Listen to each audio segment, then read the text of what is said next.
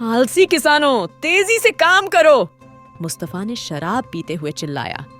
मुस्तफा अपने 2 नौकरों, एक गुंडे और एक मुंशी के साथ एक बड़े पेड़ की छाया में बैठा था। आगे दोपहर की तेज धूप के बावजूद गंदे कपड़ों में सैकड़ों किसान धान के खेत में काम कर रहे थे। एक स्थानीय जमींदार के रूप में मुस्तफा को किसानों पर अधिकार था। मुस्तफा अपने मुंशी की ओर मुड़ा। इस सप्ताह कितना पैसा मिला? मुंशी ने अपनी किताब के पन्ने पलटे और कहा, मालिक, ये 1000 सिक्के हैं। पिछले महीने से 200 सिक्के कम। मुस्तफा ने किसानों की ओर देखा और अपनी दाहिनी ओर के गुंडे की ओर मुड़ गया। कथीर, हर किसान के लिए 2 कोड़े, मुस्तफा ने कहा। कथीर ने जमीन से कोड़ा उठाया और किसानों की ओर बढ़ा। सभी किसान डर के मारे सहम गए। प्लीज हमें सजा न दें, हम और अधिक मेहनत करेंगे, एक बूढ़े किसान ने विनती की। कथीर ने अपना चाबुक उठाया और बूढ़े व्यक्ति पर मारा। बूढ़ा दर्द से रोने लगा। रोते हुए किसान को देखकर मुस्तफा को बहुत अच्छा लगा। जल्द ही कथीर अगले किसान के पास चला गया, जिसने मुखौटा और भूरे रंग के कपड़े पहने हुए थे। कथीर ने उस आदमी को मारने के लिए अपना चाबुक उठाया, लेकिन आश्चर्य की बात यह है कि नकाबपोश किसान ने चाबुक को अपने हाथ से पकड़ लिया। कथीर गुस्से में चिल्लाया, तुम्हारी हिम्मत कैसे हुई मेरा चाबुक पकड़ने की? नकाबपोश किसान ने जोर से चाबुक को खींचा और कथीर जमीन पर गिर पड़ा। सभी आश्चर्य से खड़े हो गए। मुस्तफा अपनी कुर्सी से खड़ा हो गया और नकाबपोश आदमी की ओर देखने लगा। तुम कौन हो? मुस्तफा ने चिल्लाया। नकाबपोश व्यक्ति ने अपना मुखौटा हटा दिया। उसे देखने के बाद हर कोई आश्चर्य में पड़ गया। अलादीन, यह अलादीन है, बूढ़ा किसान चिल्लाया। जल्द ही पूरा धान का खेत उसके नाम के मंत्रों से गूंज उठा। मुस्तफा ने अलादीन की ओर घूर कर देखा। ओह अलादीन, प्रसिद्ध चोर और गरीबों का मसीहा, आप यहाँ पर क्या कर रहे हैं? अलादीन चाबुक उठाकर मुस्तफा के पास पहुंचा। क्या तुमने कभी इस चाबुक का चमड़ा चखा है? अलादीन ने कहा और मुस्तफा को चाबुक से पीटा। वह दर्द से चिल्लाया। कथीर गुस्से में उठा और अलादीन पर तलवार से हमला करने लगा। मैं तुम्हें मार डालूंगा, कथीर ने चिल्लाया। अलादीन ने एक पत्थर उठाया और कथीर पर फेंका। पत्थर ने उसकी नाक कुचल दी, जिससे वह बीच में ही रुक गया। तब मुस्तफा के सेवकों ने हथौड़ों से अलादीन पर आक्रमण किया। अलादीन ने उनकी पीठ पर कोड़े मारे। वे दर्द से जमीन पर गिर पड़े। मुस्तफा को एहसास हुआ कि अलादीन को हराया नहीं जा सकता।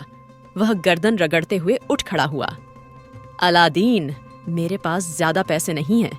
मैं एक जमींदार हूँ, लेकिन मैं जमींदारों में सबसे गरीब हूँ, मुस्तफा ने कहा।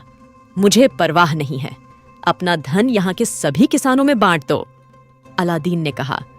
तब उनमें और मुझ में कोई अंतर नहीं रहेगा, मुस्तफा ने कहा।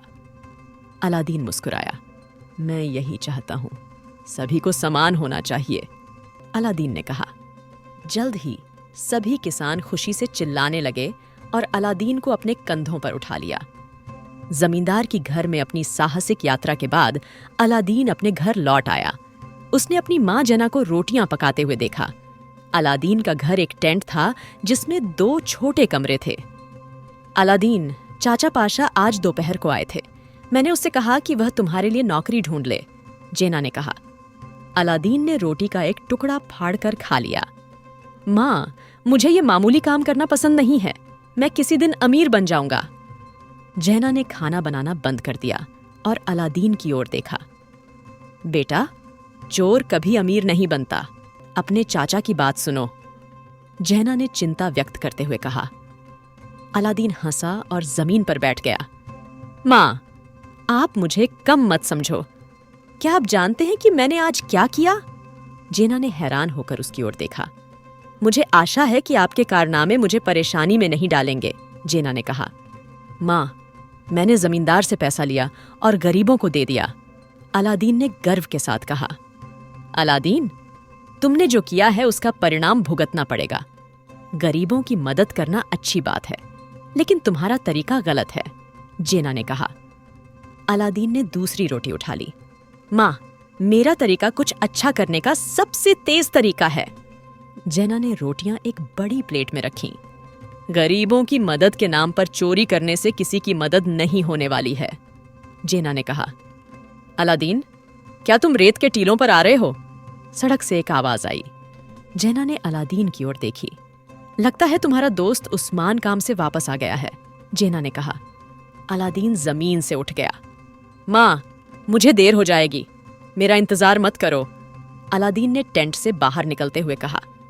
उस्मान ने हाथ में शराब की बोतल लहराते हुए कहा, अलादीन, चलो शराब पीते हैं। जल्द ही अलादीन और उस्मान गांव के कई तंबुओं से गुजरे और खूबसूरत रेत के टीलों की ओर चल पड़े। चांदनी ने टीलों को और अधिक सुंदर और राजसी बना दिया। अलादीन ने बोतल पकड़ ली और रेत के टीले की ढलान पर झुक गया। उसने चांद की ओर देखते हुए एक घूंट पिया। उस्मान, एक दिन मैं अमीर बन जाऊंगा और सबकी मदद करूंगा, दुनिया के सभी राजाओं से अधिक अमीर, अलादीन ने बोतल उस्मान को सौंपते हुए कहा। उस्मान ने एक घूंट पिया और अलादीन की तरफ देखा। आज मैंने अग्रबाह की राजकुमारी जैस्मीन को देखा, उस्मान ने कहा। जैस्मिन का नाम सुनते ही अलादीन की मन में हलचल सी मच गई। क्या कहा तुमने? तुमने जैस्मिन को देखा? क्या वह सचमुच अपने महल से बाहर आई थी? उस्मान अपने दोस्त की जिज्ञासा पर मुस्कुराया। नहीं, वह बाहर नहीं आई। मैं उसके सुरक्षा दस्ते के हिस्से के रूप में महल में गया। मुझे सुरक्षा दल में पदोन्नति मिली है, उस्मान ने कहा। लेकिन अलादीन को अपने दोस्त की पदोन्नति के बारे में पूछने में कोई दिलचस्पी नहीं थी। बाद में क्या हुआ? उस्मान ने चांद की तरफ देखेते हुए कहा, जैस्मिन जितना खूबसूरत महिला मैंने आज तक नहीं देखा। मेरा जन्म प्रसन्न हो गया। अलादीन ने बोतल ली और शराब का एक कौर निगल लिया। मुझे और बताओ, अलादीन ने कहा। उस्मान ने भौहें सिकोड़ ली, लेकिन वह खुश नहीं दिख रही थी। वह अपने पिता सुल्तान को पकड़कर रो रही थी। उस्मान ने कहा। अलादीन बड़े सोच में पड़ गया। राजकुमारी दुखी क्यों होगी? मैं जानना चाहता हूं कि उसे क्या परेशानी है।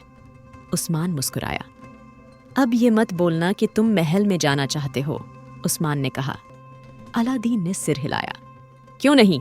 अगर मैं महल में नहीं जाऊंगा तो मैं जैस्मीन से कैसे मिलूंगा?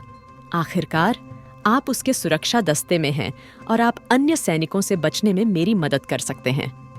आधी रात की शुरुआत में अलादीन एक महल रक्षक के रूप में महल की 4 दीवारों को पार कर गया। उसके दोस्त उस्मान ने अन्य 3 सैनिकों को छोटी छोटी बातों में उलझाकर उनको बेवकूफ बनाया। कितना सुंदर चांद है ना? उस्मान ने महल के गेट पर अपने साथी सैनिकों से कहा। एक सैनिक ने सिर हिलाया। सही कहा तुमने, उसने कहा।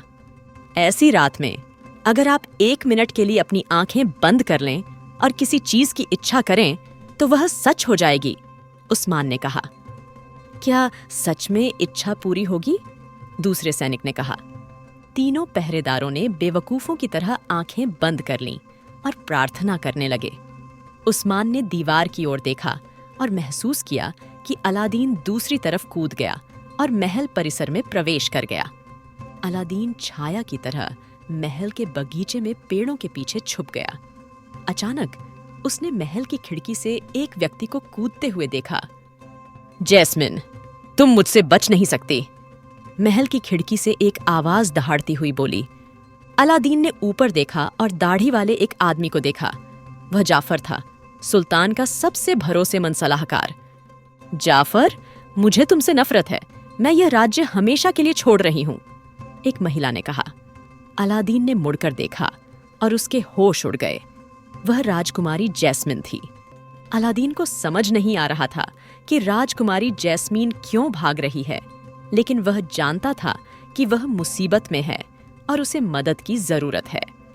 जाफर ने खिड़की से छलांग लगाई और अलादीन को पेड़ पर छिपा हुआ देख लिया। सैनिक, राजकुमारी को पकड़ो, वह भाग रही है। जाफर ने यह मानते हुए कहा कि अलादीन उसका ही एक आदमी था। अलादीन ने मुड़कर जैस्मीन को गेट की ओर जाते देखा, लेकिन गेट बंद था। अलादीन उसकी दिशा में दौड़ा।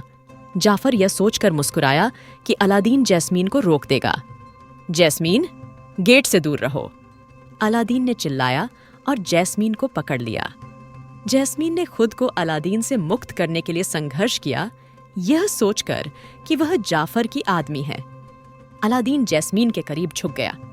जैस्मीन, मैं तुम्हें भागने में मदद करने के लिए गेट को बर्बाद कर दूंगा, अलादीन ने काले तरल की एक शीशी निकालते हुए कहा। जैस्मीन ने भौहें सिकोड़ लीं। तुम कौन हो? जैस्मीन ने उसकी टिप्पणी पर आश्चर्य करते हुए कहा। अलादीन मुस्कुराया। तुम्हें जल्द ही पता चल जाएगा, उसने कहा और शीशी गेट की ओर फेंक दी। जल्द ही लकड़ी का गेट आग की लपटों में घिर गया। लकड़ी में इतना बड़ा छेद हो गया कि उसमें एक व्यक्ति समा सकता था। अलादीन और जैस्मीन गेट की ओर दौड़े और छेद में से कूदकर दूसरी ओर जा गिरे। उस्मान ने आश्चर्य से जलते हुए गेट की ओर देखा और अलादीन और जैस्मीन की ओर देखा। तुम लोग पहले से ही भाग रहे हो? मैं इस पर विश्वास नहीं कर सकता, उस्मान ने कहा। अलादीन ने उसे नजरअंदाज कर दिया और फर्श पर लेटे हुए अन्य रक्षकों की ओर देखा। उस्मान ने हंसते हुए कहा, मैंने उन्हें नशीला पदार्थ दिया।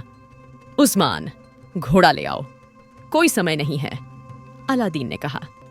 जल्द ही बचा हुआ दरवाजा जमीन पर गिर गया और जाफर आ गया। उसने अपने जादुई छड़ी पर अपनी पकड़ मजबूत करते हुए जैस्मीन और अलादीन को घूर कर देखा। उसकी जादुई छड़ी का सिर सांप जैसा था और वह हरी रोशनी से चमक रहा था। जैस्मीन, क्या तुम्हें सच में लगता है कि कोई आम सैनिक मुझे रोकेगा? जाफर ने अलादीन की ओर अपने जादुई छड़ी से इशारा करते हुए कहा। सांप के सिर से हरी रोशनी की एक किरण निकली और अलादीन पर इतनी जोर से लगी कि वह जमीन पर गिर पड़ा। जैस्मीन, जितनी तेज हो सके दौड़ो, अलादीन ने कहा। जैस्मीन झिझक रही थी, सोच रही थी कि भाग जाए या जाफर के सामने आत्मसमर्पण कर दे। जाफर की शक्ति से भयभीत होकर उस्मान देखता रहा